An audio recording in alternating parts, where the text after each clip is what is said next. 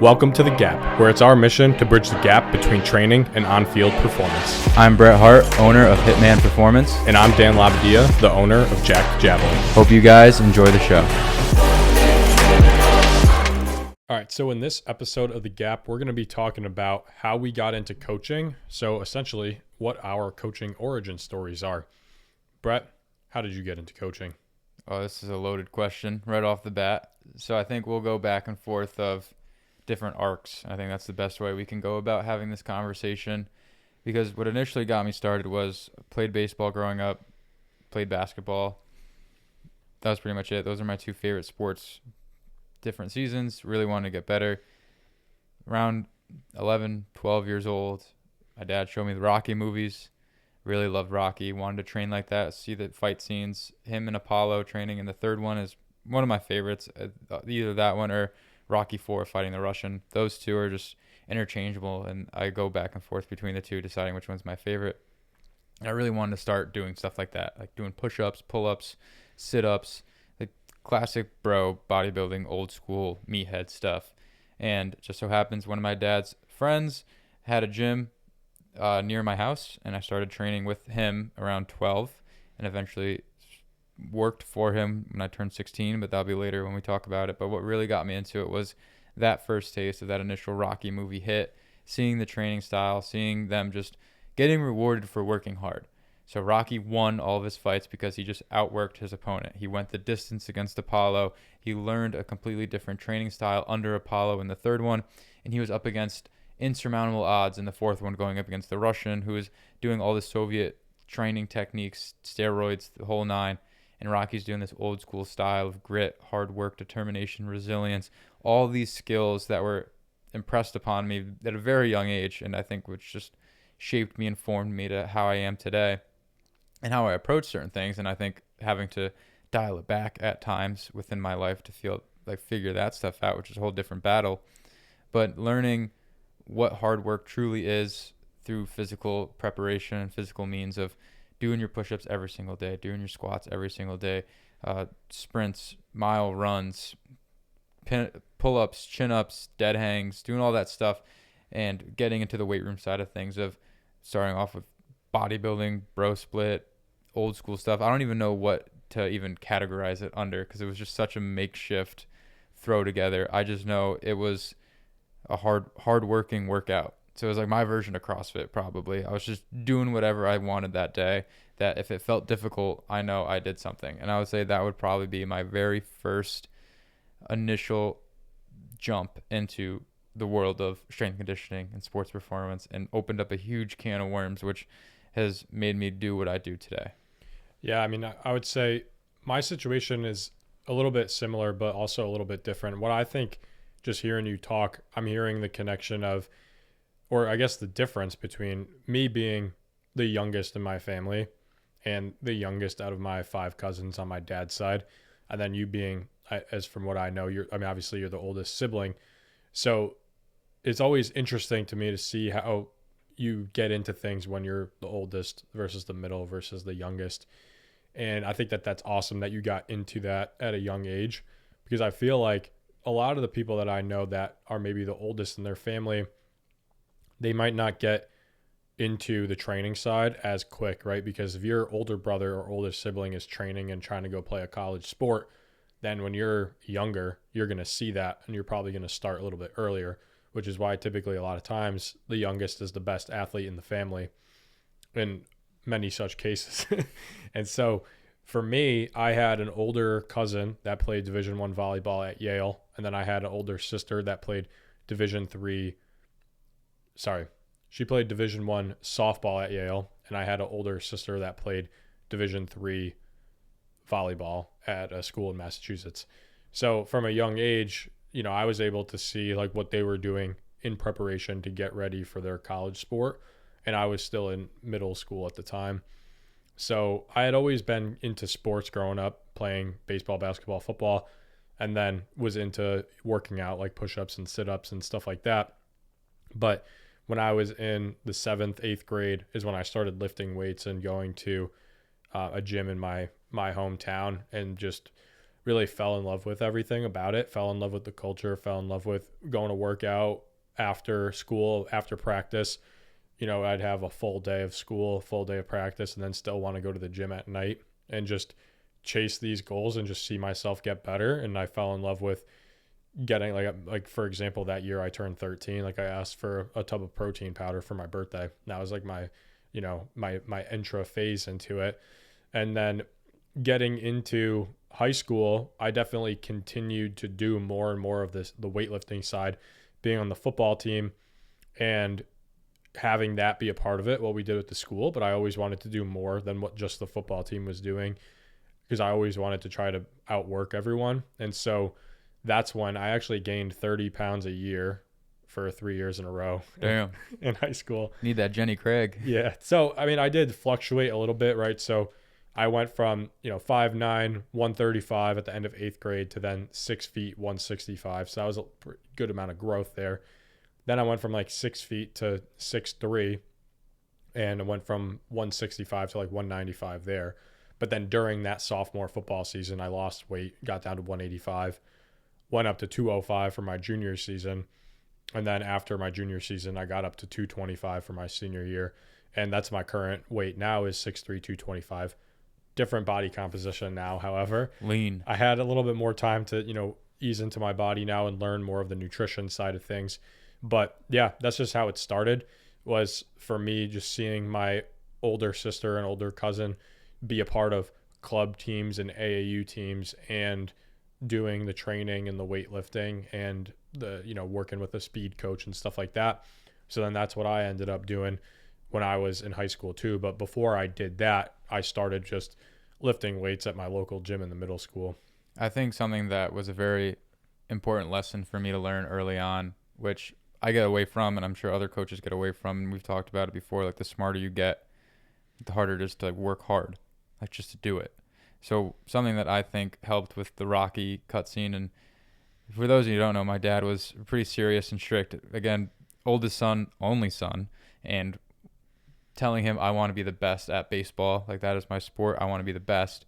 So him knowing that pushed me very hard to become the best. Like we're doing catching lessons out at this local field that we probably weren't supposed to be at 100-degree weather in the middle of July. And I had practice in 3 hours after. We always had a pre-practice practice. I would warm up and stretch and do a full routine before the pre-practice with my dad with hitting. And then I'd go to practice. And then after practice, I'd have a post-practice practice with my dad. I was always doing extra and always doing more.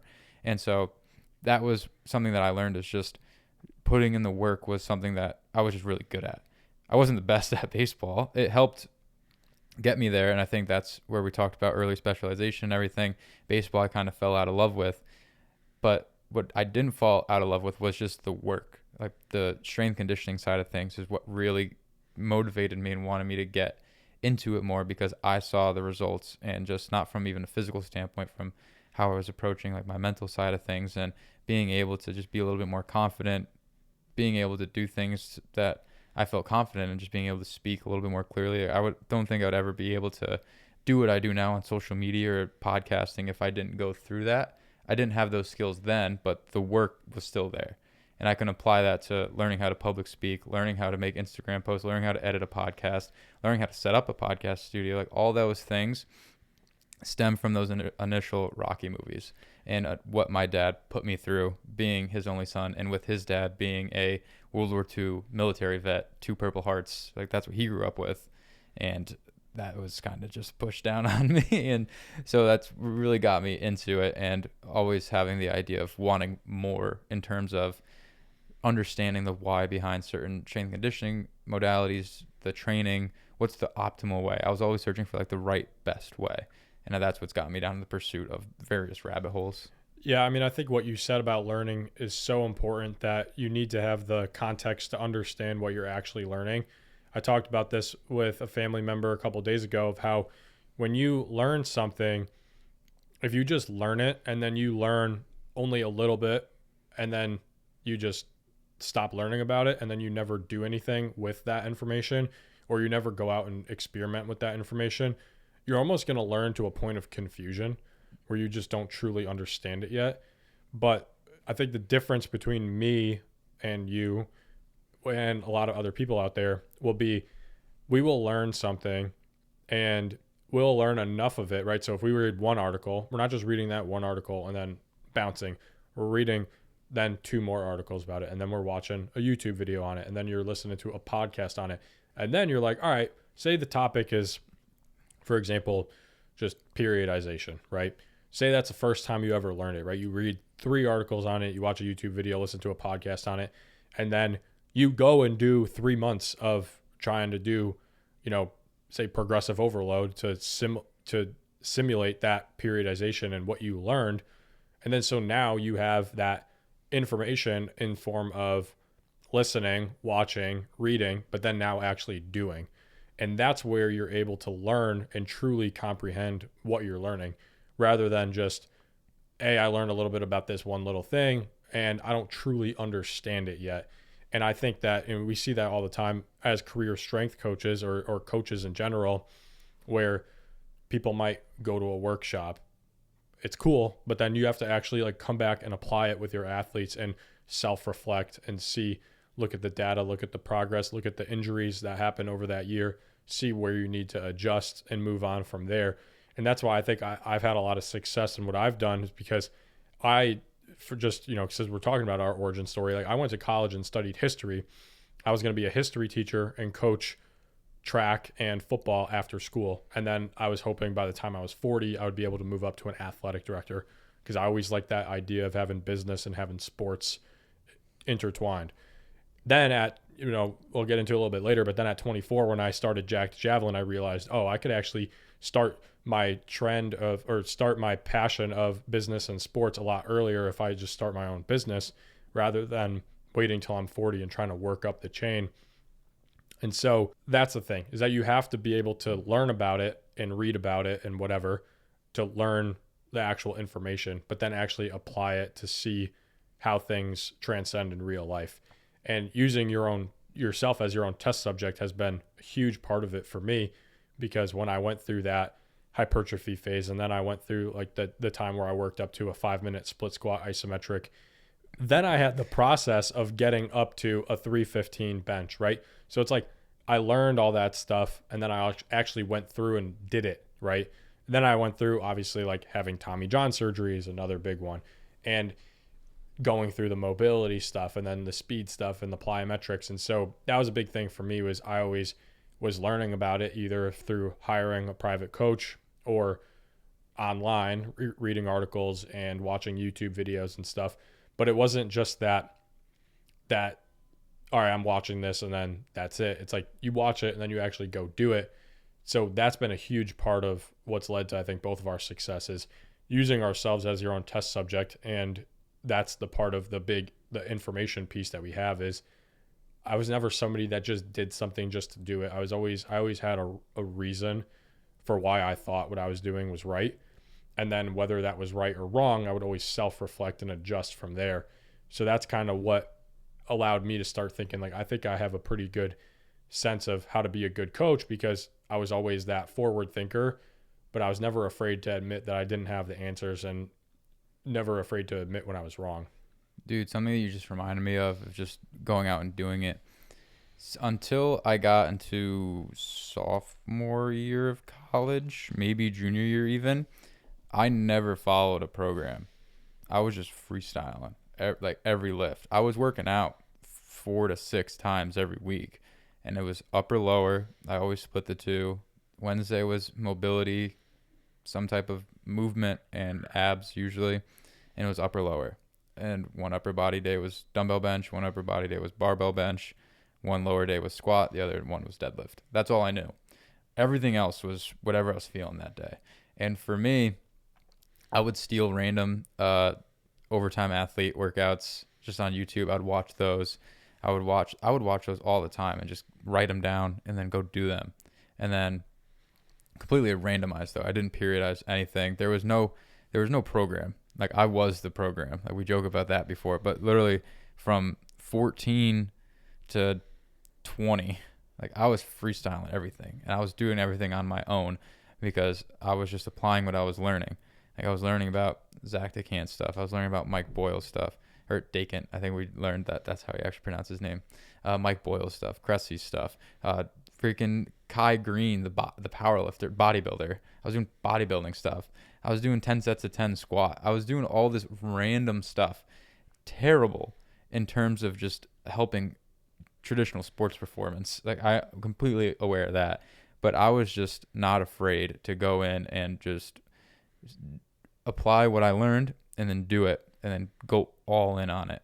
There's a time I was doing straight bar deadlifts, and I've been doing trap bar this entire time, and I was doing straight bar. I was like, it can't be that hard. I think my trap bar deadlift, I was doing 495 for sets of 6. I had 425 on the straight bar. I was like, this should be fine. I do it, and I like almost pass out. I was like, whoa, that was way heavier than I thought it'd be. Because I've never really straight bar deadlifted before. That was my first time doing it. And that was my ignorance. I was very, very ignorant in a lot of my training modalities and how I went about things. It was just, if I work really hard and I push myself to the max, no matter what I was doing, I know what the exercises were. Like, I knew a Bulgarian split squat was good for me. I knew a back squat, front squat, RDL. Like, I knew those were all good for me. I knew dumbbell bench was good for me. Push-ups. Like, I would finish every workout with a crazy push-up burner. Like, every upper body day I would finish with, it was heavy band, max reps, medium band, or like light band, max reps, like band resisted. Then I would go regular push-ups, max reps, and then I would go band assisted push-ups, max reps. I was waiting for that. So I would get like, I'm like fighting with like this band and just like trying to get as many as I could. I would try to get 100 plus every time. And like, that was my goal. And I would do that after every upper body day. And I've said it before, like, my first time bench pressing, I was able to do my body weight for a double, never benching before in my life. Like, because I just got really good at push-ups. And I also was the fat kid in middle school that couldn't do the monkey bars, so I really wanted to get good at chin-ups. And I'm able to do 17 straight chin-ups body weight. And I was able to do like 135 pounds extra with my body weight for a triple on chin-ups. I was like, that's pretty good. Like, that's just because I had that innate desire to be good at these exercises and lifts. I looked at every exercise as like a skill that you could level up in a video game. Like, I knew what all the good exercises were, and I wanted to be level 99 on all of them. Like, I wanted to max out my stats on every single lift, and I would be pissed if I was in a weight room and someone was better than me at one of these lifts. I was a big fish in a small pond relatively to where I was training at. But when I went to college and I see people doing more than me, that made me want to do better, like do more. Like, I wanted to lift more. And like, Caden was coming on and he said, like, I would be trap bar deadlifting for 45 minutes and the workout's an hour long, and everyone's on D block and I'm still on A. But I'm still like rotating through, but I was like, I need more sets. Like, I'm not letting these people beat me.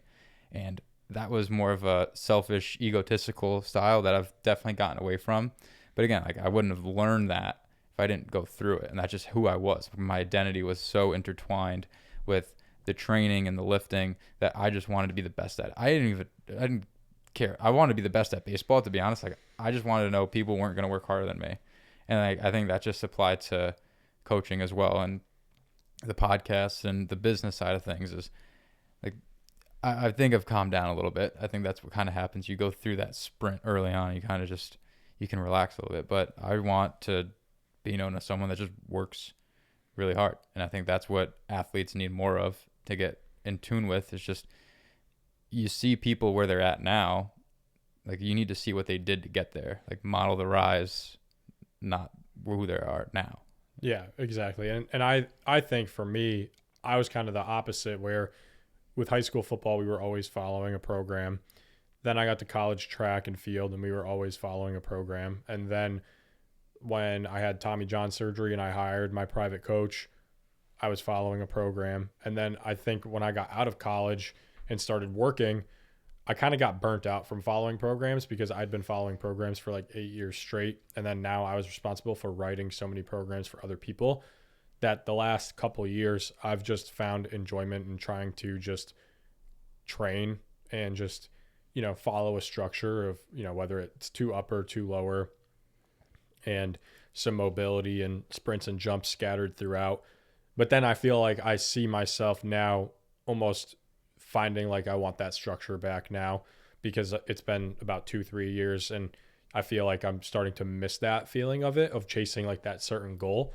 Because I mean, I worked up to a couple PRs like since college. I've PR'd my deadlift, I've PR'd my bench, and I've been able to get pretty good results just kind of making up programs on my own. But I think that's because of so much of my experience actually following the programs. Whereas if I didn't have that background, I wouldn't know what I was doing. And just going on what I used to program versus now, what's funny is that like my senior year of college, when I was getting ready for my first season post Tommy John, I was always so focused on every single day when I would go into the weight room, I would hit a heavy 90% squat. And then the next day was a 90% bench. And then we'd have a day off. And then I would hit a 90% power clean or deadlift. And then I would hit on Friday like a 90% incline bench. And it was like every day I had this one movement that took up an hour of my lift. And then I would feel just beat up the rest of the week because I never really bounced back from it. So my senior year of college, when I was in charge of writing my own programs, now when I started getting into coaching the two younger athletes on my team, I put all of our main lifts on one day and we were just crushed it for like 2 or 3 hours. And it was like we started with deadlift, then we went to squat, then we went to bench, then we went to military press. And then the rest of the week, I was all running, jumping, mobility, throwing, movement stuff. You know, we'd do a little bit of hypertrophy, some accessories, a lot of the strength through length stuff. And it's funny because looking back at that now, it's like that sounds like a terrible program, but we got all great results from it because there was still a structure and we executed it at a high level. And also, too, the younger kids that I was working with had a low training age at the time. And for me, it was kind of almost like what I just needed to kind of get through that year because I had just gone through this period where I was working so hard for so long, but I was also going on my third year of just training balls to the wall and not competing because for those of you who don't know, I had my Tommy John surgery, missed that year. Then I had COVID, missed that year. So now it was from 2018 to 2021 where I just trained around the clock and didn't compete. And so that's where I fell really in love with the training side of things and got away from the competition side. And that was like super crucial for my development as a coach because I just learned to fall in love with the process and not the end result. And it was also a really good telltale sign for me. I had really good delayed gratification that I was going to train super hard and super intense and super consistent, even when I didn't have an opportunity to compete, which that's been really helpful for now being, you know, working professional and a husband and still loving training because I still have that in me where I just enjoy training. And I think that that's a big piece of what we do is like, you have to be about it, right? You have to not only just talk about it, but you have to have not only the past experiences, but the present experience. And I would almost look at my training now. Like if you want to be a really, really good athlete, I would model how I train now, but I would do probably 2 or 3 times the amount of work that I do now. But I could, you know, right now, my goal the last couple of years has been my business, the podcast, growing, you know, what I want to come from the javelin community. And that's been the main priority. And there's only so much mental energy that you have to give to each piece of the puzzle where you can't give 100% everywhere. And so when you're going through school, you know, I was a decent student, got A's and B's, I didn't put a ton into school to be able to get the 100% average, the 4.0. I wanted to do minimal effective dose in the classroom, you know, but it wasn't like that for training. Now it's almost like I would essentially say I'm doing minimal effective dose in my training now, but I'm going balls to the wall with my coaching and the business and the podcast. And I mean, I think that that's where you just have to know what your goals are. And I think that there's a lot of value from being able to have those past experiences, but you don't want to be washed up. I was just telling you earlier how, you know, when you look at some of the other people, you don't want to just change the game that you're beating them at just because they're better at something than you. For example, if I look at another strength coach who's stronger than me, I don't want to say, oh yeah, you know, they're a lot stronger than me, but you know, I'm married and they're not, so I'm winning there. You know what I mean? Like, you know, you don't want to just use that as a cop out. Like I still want to push the weight room and try to be strong. Like I just hit 330 on bench like 2 months ago, which is like right around my PR. It's like I'm still there, but it's like I'm in this phase now where I'm trying to essentially get to a point where like after my surgery in 2 weeks, I want to come back from that stronger and get that structure back so that because there's a lot of things I've learned the last 3 years that I haven't followed programs on. Like I might trial them for like a week and then I'm like, oh, okay, that's how that feels. Move on to something else. Where it's like I would really benefit from coming back from this second elbow surgery of following a structure and seeing where I could get from starting over again. 2 points I want to make that I was thinking of when you were talking is just first one, if you're a young strength coach, forget certifications, forget reading textbooks, buy programs from coaches that you look up to and then run them. Like that is by far the most I've learned from just doing the work from other coaches. So you're going to see coaches that have a good social media presence. They might have good testimonials. Everyone really has, anyone has testimonials now that like you can just get them, whatever. Like don't go too much on that, but see what speaks to you, see who is doing like kind of the style of training that you like to do, buy their program, do it. You don't even have to do it for the whole time. Do it for like 2 to 4 weeks. And if you go the whole 8 weeks, it's great. Like you stayed with it. Like I've done so many programs that I've learned so much from that I've been able to apply into my own training. And then when you do the programs yourself, it sparks an initial interest that kind of stays with you for a while that you're going to want to go dive deeper on doing that. Like I did an Eric Cressy program. I did Mike Boyle's program for a week and I was like, this is not for me. Like I hate the full body unilateral stuff. Like I want to squat, I want to bench, I want to deadlift. I want to still lift weights.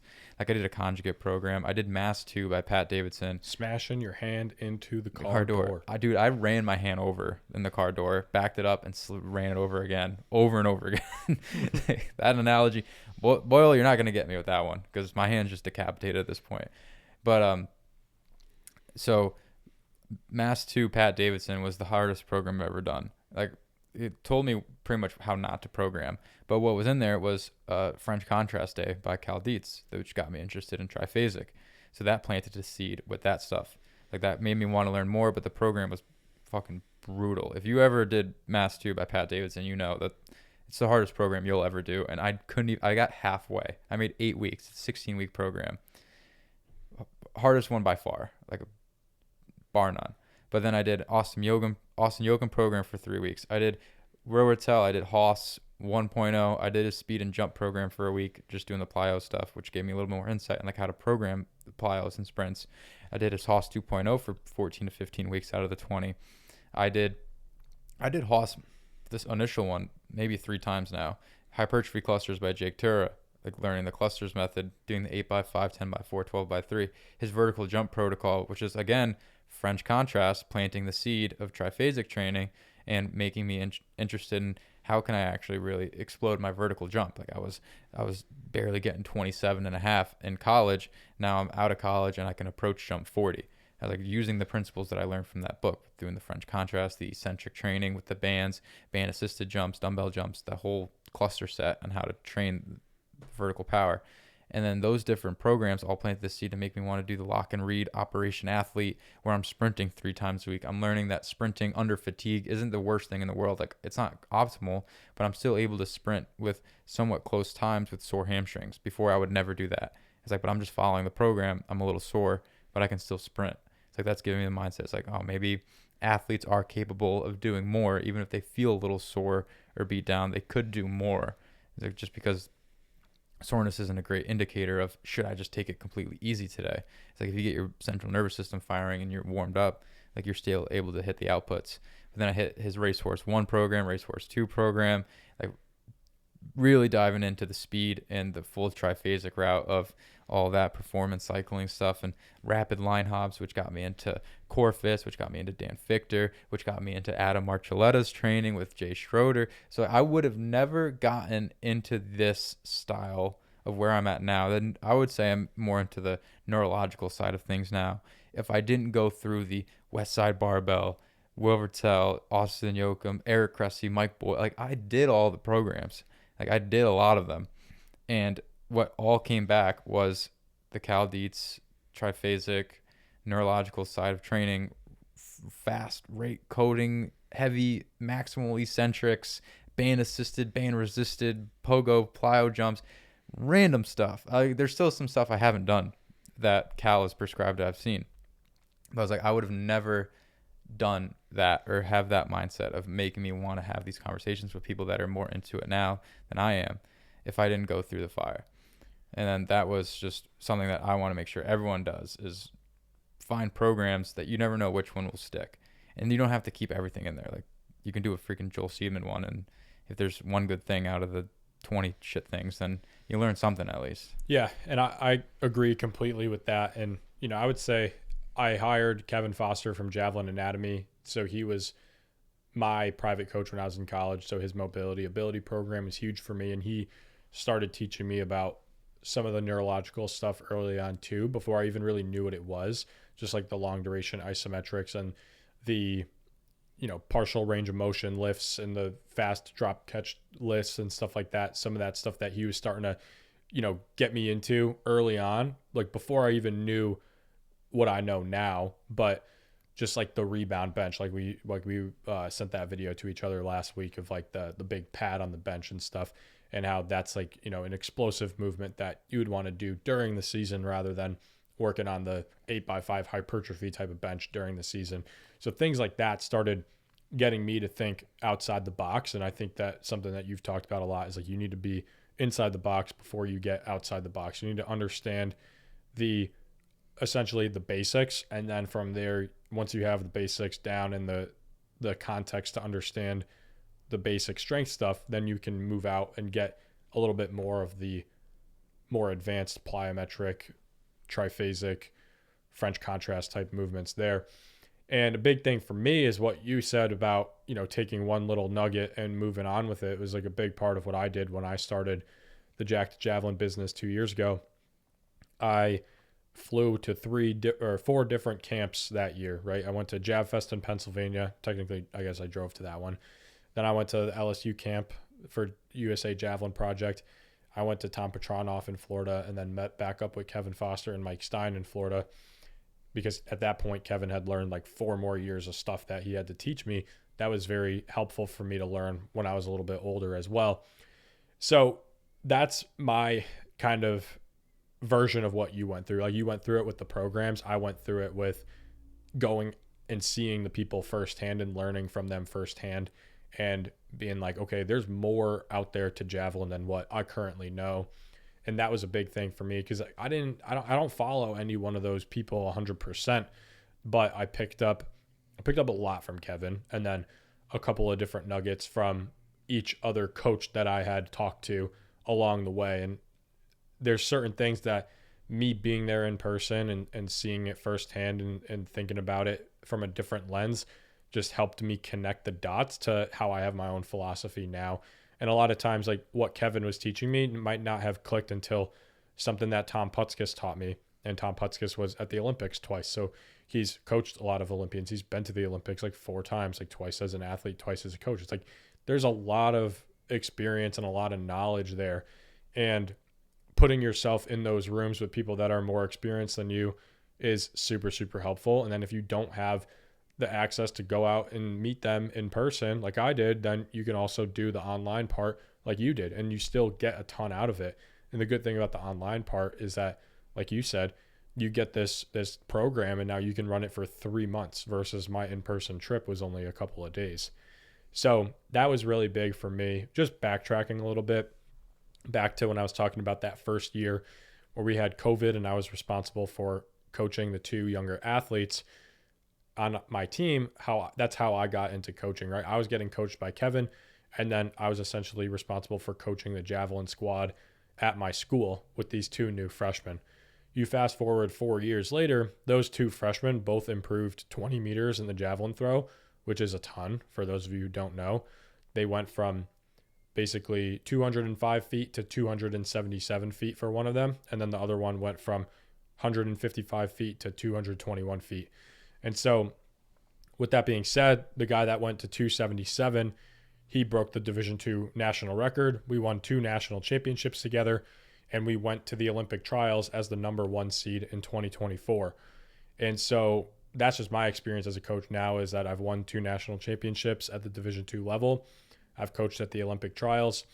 Unfortunately, we came up 1 meter short of qualifying for the Olympics. And so that's something that is, looking at the future, something that I have a little bit of a bitter taste in my mouth about, is just, knowing that I don't even know if that would be a goal right now, but the fact that I came so close to getting there at 25 years old, I was like, well, now I have 50 years left in my career. I got to make it there once. And so going into the 2024 season, the 2023 season wasn't as successful. So a reason that I started Jacked Javelin that year in 2023 was because I wanted to have a brand that could financially support not only me obviously teaching other people on a larger platform and being able to have the time to take a full Wednesday and record 2 podcasts with you and stuff like that. Because like that's a big part of it, right? You need to be in a stable place to be able to do this and not work a regular job. But it allows me to be one of the only full-time javelin coaches in the country. And now I'm able to give back more than any other javelin coach in the country because I'm doing this full-time, 60, 70 hours a week. And this is all I do. This is all I talk about. It's all I research. It's all I study. And those are the only athletes that I work with. So now I'm able to be a really professional and have a really professional system behind what I do. And I just went full on board with it as soon as I could. And, it started off as a side hustle, and I was, had 2 other jobs, and then ended up going full time with it in 2025. And so that was a big thing for me. I was like, how can I get more time back for myself to be able to coach javelin more? Because when I was coaching javelin before, it was a side thing. In 2023, I was only able to go to practice twice a week with them. And I was only able to be there for like 90 minutes to 2 hours a day, versus once I quit my job at the gym where we used to work together, I was able to do javelin full time, where I was still at the school, but I was doing Jacked Javelin. So now I was full-time javelin coach, and I could invest a lot more time and effort and energy into those athletes. And that last year, they jumped up 7 meters and 10 meters. And that's when we were able to go to the Olympic trials and win one of the national championships and break the Division II record. And so that was like a crucial piece for me, is realizing that when I was able to go all in on my business and my coaching, it helped my athletes get better because I was more invested, and I didn't have a nutrition coaching job, and I didn't have a strength coaching job. And then I didn't have to be like, all right, I've got to go do private lessons over here, and then I got to go coach javelin at the school over there. It's like I had 4 things going on. And at that point, I realized I was giving like 25% to each thing. Now I'm giving 100% to each thing, and it's one thing. And so that's where, for me, it's like I'm able to have really big confidence in what I do because this is all I do. So I'm able to have a lot more attention to detail at this point and just really give it my all. And so it was really cool the way that it all kind of came about. Like I never anticipated for it to get to where it's at now with, now I sell a physical javelin training product, the Jacked Javelin plyo balls. I have a mobile app with all my programs on the Jacked Javelin training app. We had our first camp this year, which was, we had 40 people come out to it, and a lot of them flew in from out of state and out of the country even. So it's just been really cool to see where we've been able to take it. And then, I would say that now, since things have winded down a little bit, the future of where I'm going is to get, is to live up to the brand of Jacked Javelin. And the whole reason I started it was to bring javelin to the light and make it more mainstream, and to bring that strength and conditioning side of javelin throwers to the rest of the world. And that's been a big focus, is what we've been doing is the podcast, and trying to grow the podcast to the point where we want the podcast to be mainstream as well, with putting a lot of time and energy into trying to figure out how to do this ourselves and make it cost effective, but also invest a lot into it. So now that we have the 3 HD cameras and the microphones, and trying to level up the production side of things, but then also level up our speaking, where once we hit 100 episodes, we started doing 2 a week. We started doing a lot more guests on and talking about some more of these training styles that we're really interested in learning about more, and bringing people on to give that platform to other people, and really just not dilute the training process. I think that that's a big thing for us, is like we're trying to make the production as good as possible in terms of the audio and the visual And it's been a lot of work the last 2 years to figure out how to do that, because we're strength coaches and we don't really know how to do that type of stuff, but we've learned by just being patient and kind of leveling up as we go. But we want the meat of the podcast to still be high quality in our message, and to not dilute the message, and to really continue to get into the weeds of the strength and conditioning, the mobility, the neurological side of things, and having a lot of those high level guests on the show as well. So that's kind of where we're at, where I've been the last 2 years, and where we're going. I mean, fired up. I mean, that's the gap, I think, is a true testament to both of our natures of trial by doing. It is essentially what it is, what we've been explaining about, like our origin story of where we've been at. The whole podcast, I think, kind of signifies that. It signifies the growth of us, not as business owners or strength coaches, but as people in general. It is our lifelong journey in pursuit of excellence. I don't think that'll ever go away, as that is just who we are at our core, and how we get there is by doing it. Like, we didn't watch a single how-to video on how to start a podcast. We listen to podcasts and we're like, oh dude, we should start a podcast. Like, it was, we had the thought, and within 3 months we did it.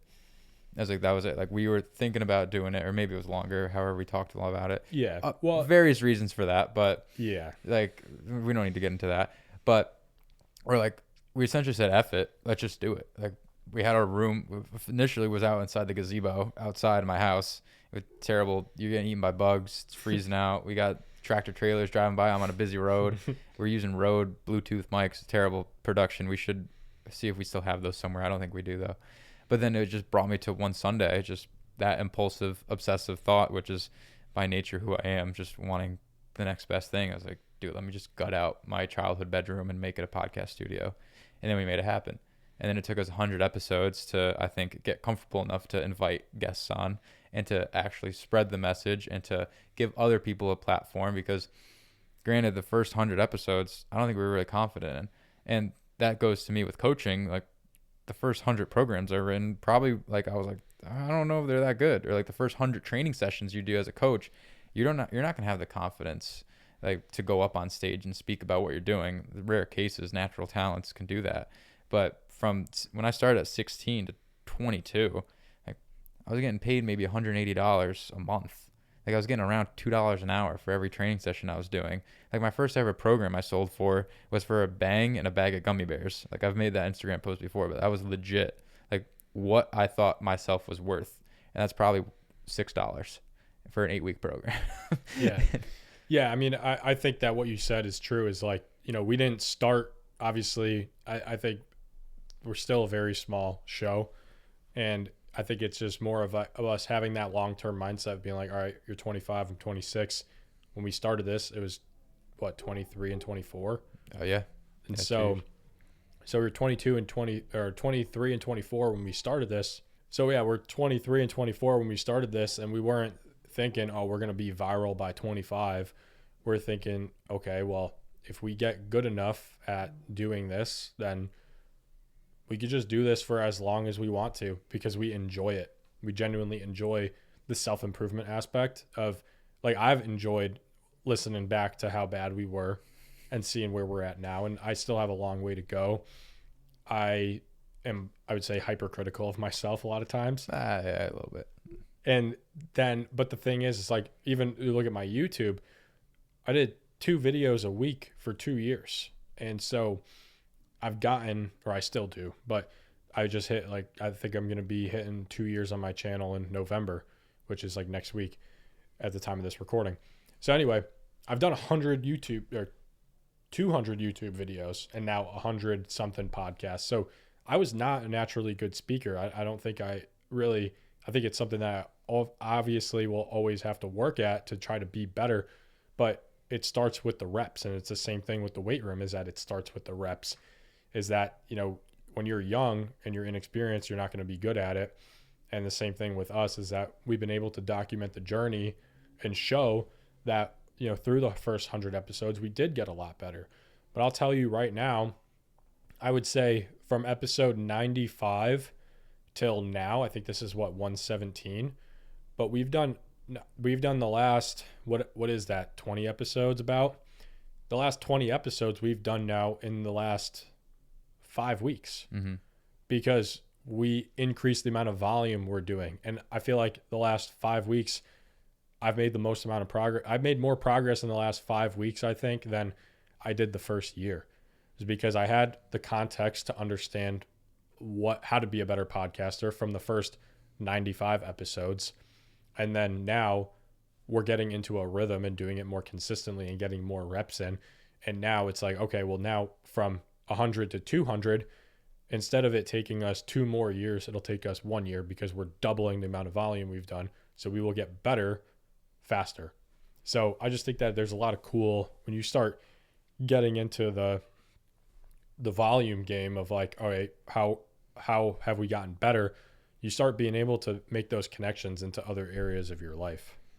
In a full agreement. I mean, I'm reading Triphasic fully this time through, just because, again, like I was saying before, it's just What's another. that? Yeah, I'm just kidding. But Cal was talking about how stress is important for an athlete to make progress. Like if you're doing workouts at 50-60% intensity, they're just a waste of time. You're just putting on volume for nothing. Like in order for a training session to be effective, it needs to be physically, mentally, spiritually challenging. Troy Polamalu talked about that with Mark Marinovich. Adam Archuleta talked about that with Jay Schroeder. Cal talks about that at the University of Minnesota, where he does all of his triphasic stuff. It's like stress creates the adaptation that you're seeking. And you get that through just higher volume, higher intensity work over and over again, until the point where you're just about to be overtrained. Then you scale back, you get super compensation, and you're better than you were before. It's like we have real hard sprints of podcasting. That is our high intensity, high volume. All right, training's no different. We take like maybe a week off where we kind of chill, focus on other stuff, and then we sprint again. And then usually sometimes connecting the dots, that's a Dan Fichter thing where things just start to click and you're making connections. Because sometimes, I don't know if you've ever done puzzles before, but if you do puzzles and you're looking at it, you're like, I don't know where this piece goes, and you're like just so hyper focused on it, sometimes the best thing to do is just take a step back and walk around or walk away. And you come back to the puzzle, then it's clear. You can see exactly where that piece is supposed to go. I mean, I think about that with programming a lot too. If you're trying to, like, for example, last year when Jordan was trying to make the Olympics, I'm taking 2 hours to write like a 1 month program, and I'm looking at it. It's not perfect, and you need to like let it sit for a day and then come back to it. And it's all I'm thinking about. And you come back to it, and then you're like, okay, no, adjust this, change this.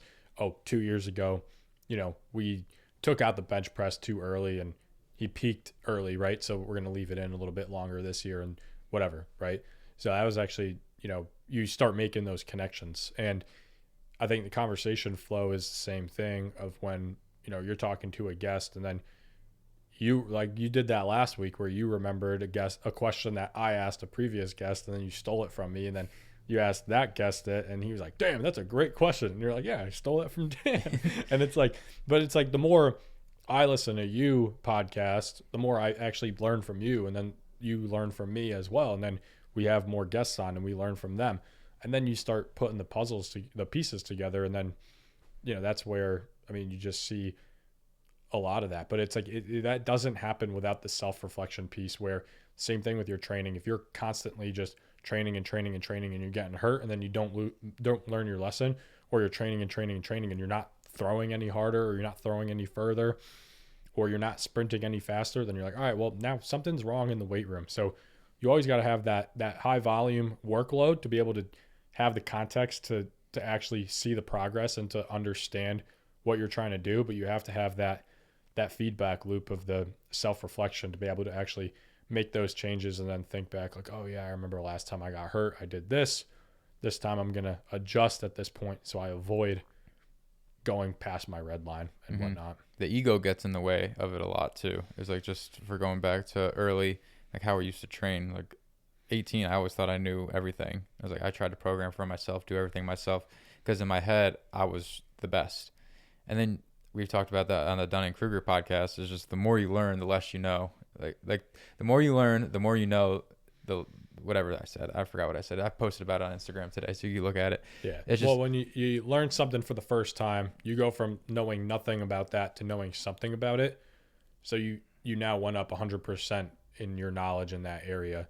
So in your mind, you're a genius, but then you start learning more and more about it, and you realize that your 100% is actually like 1% of what Like an is expert actually knows. out there. Which is true. And I think that is a harsh reality for a lot of people. And I think that helps spark the self-reflection piece, is because if you realize you don't know something, like you have to ask yourself why you don't know it, and like what is causing you to avoid learning it, and like what is that inhibition, what is that restriction. And for me, that was coaching to a T early on. And then I realized going through social media, it's like, all right, there's just some dudes that are miles ahead. I was like, I'll catch them eventually. Or like, it's like something that's like, it doesn't have to be. I still have that. We talk about that issue all the time. I compare everyone. Like, I always think someone's like a year ahead of me. Like, the people that we look up to the top, and they're like 10, they got 10 years on us. Like, they doubled our volume. And because they're older or they've had more experience. And that's something that it's a hard truth pill to swallow. Yeah. Because, Well, dude, I mean, like I told you earlier today, I've had 5 javelin throwers this year reach out to me about how to start a javelin business. mentorship, baby. Transform, No, baby. DM transform. No. So I've had 5 people reach out about that, and every person that's reached out has had less than 100 posts on Instagram, and they're using Instagram as their main platform. And I think one person had like 60, and the other 4 were under 30 posts. And I was like, dude, you don't even know what question to ask right now. Like, you haven't even started yet. It's like you look at anyone else who's done this for a while and that has like thousands of followers and is a little bit more established and is doing it full time. Like, I have like 900 posts, and I've deleted a lot. The behind the back football throws, Yeah, the OGs. I've deleted a lot, trust me. Something that I really want to just interject with is, I think something that I just realized with like the volume stuff with the podcasting, which I think has helped, because now I'm reflecting back on how I used to be, is that I was always afraid of asking questions because I didn't want to seem dumb. Like, I thought I would be seemed smart. Like someone could be talking about something, and I'd be like, yeah, I got it. And then in the head, I was like, dude, I don't know what he's saying, but I'm just going to act like I know what he's saying and pray to God he doesn't ask me a question about it. It's like, we have Jungles and Slater on talking about the neurology side of things. Like, I'm not going to pretend I know anything about that. And like, we have a really cool guest coming on tomorrow. I mean, this is coming out after, right? So we have So we have Dr. Jared Burton coming on tomorrow, who has his own thing going on with the soft pyramidal cortex in the brain, which I didn't even know existed, to be honest. My first question tomorrow. Hey, you know about the frontal lobe? It's like all I know about the brain. The cerebellum. You just start naming it, like, no context. It's like, but like, Mitochondria. yeah, the powerhouse. But if I took my egotistical younger self, and then I would miss out on so much knowledge and information because I would be too afraid of seeming dumb to ask questions to get a deeper understanding of a certain topic. Like, I am perfectly okay with understanding that there's just some dudes that are gonna be, or girls too, that are just gonna be miles ahead of me intelligence wise in a certain niche topic. That doesn't mean they're above me. Like, I always thought, like, if they're smarter than me in any topic, it goes back to the weight room side of things that I was saying. I wanted to max out the skill level in every single thing. Yeah. Strength and conditioning, sports performance is so vast. And to say that you are an expert in all of it is completely narcissistic. Yeah. I don't think anyone is the best. I was at telling you about that. That was a little bit of like almost imposter syndrome I had with this podcast, because we do talk more about strength and conditioning than we do, I would say, actual sports, right? But like, I am technically a sport coach. Like, I am a javelin coach. A lot of what I do is strength and conditioning and mobility. But I was like, all right, well, I have to just stay confident and know that I'm one of the most knowledgeable people about javelin in the entire country. And I am the only, as far as I know, full-time, one of 2, say, full-time javelin coaches in the US. And like, I just need to know that obviously I'm doing something right, and I'm very niche in what I know, and it still applies back to what we're doing. And like you said, it's like, you just got to learn by going. And I've learned a lot from the people that we've had on. And I think that that's what's cool too, is like, even for you, how many times you've talked about Dan Fichter on our podcast, and now I've gone through and listened to like 3 Dan Fichter podcasts the last like 2 days. And it's Sounds like, familiar, huh? yeah. I ain't steal none of that. Yeah. So it's like, it's just stuff like that where, you just, one opportunity leads to the next, but you have to have that self-improvement mindset to actually like go and learn and do and change. Yeah, that's the most important part. I mean, high school, Brett, I was always, I was so focused on just training, strength and conditioning. I knew that's all I wanted to do. So I was so hyper fixated on that. I like completely scrapped everything we're learning in school. It's like minimal effective dose. I was getting good grades. But that was not where my obsession was. That's not where I did not care about AP US history or calculus or any of that stuff. Like I did it to do it, but because I had to, but I wasn't like, you think I'm excited to do that stuff, but then I get into strength and conditioning world and I'll read about strength and conditioning principles and sports performance, different modalities and that training for hours. But if you make me do a Khan Academy math thing, I'd quit in 5 minutes and be like, I'm not doing it. Well, I think just to wrap this up, I think what it comes back to is that positive feedback loop. I think that if you're rewarded for doing minimal effective dose in school and still getting good grades, then that's what you're going to do. In the weight room, if you realize, hey, I started working out 3 times a week instead of once a week, and I got better results. So now you get that positive feedback loop of doing more, so you're going to want to keep doing more. And I think that for me, I've gotten a lot of breakthroughs in my life by asking questions.